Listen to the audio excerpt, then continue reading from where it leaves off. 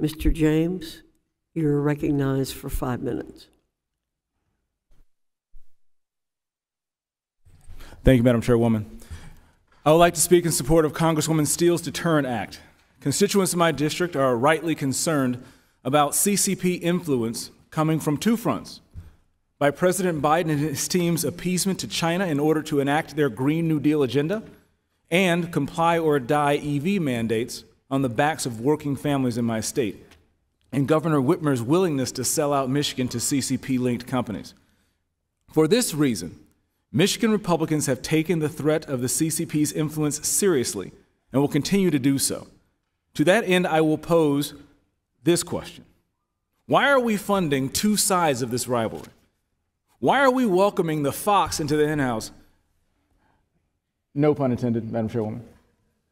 We must do more to disentangle from the CCP and hold this administration accountable to uphold that standard. Last month, I introduced the Disclose Gift Act to require faculty and staff at colleges and universities to report gifts and contracts from foreign nations of concern. I want to thank Chairwoman Fox and her team for working on this legislation with me and for including it into this legislation. For too long, our foreign adversaries like Chinese Communist Party have infiltrated academia to spy on the United States, steal our information, gain a foothold in our government, and twist the minds of our young people. The national security implications should alarm all Americans. If faculty and staff at American institutions are under foreign influence, the least we can do is ensure that we are aware of it and monitoring it. This is not a standard that my colleagues here in Congress do not abide. I hope that you can support what I believe to be common sense accountability, regardless of where you are or where you're from.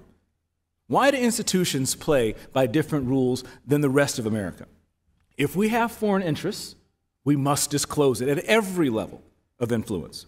I ask my colleagues to support the Deterrent Act, and I yield back. Thank you, Mr. James. Are there any other members who wish to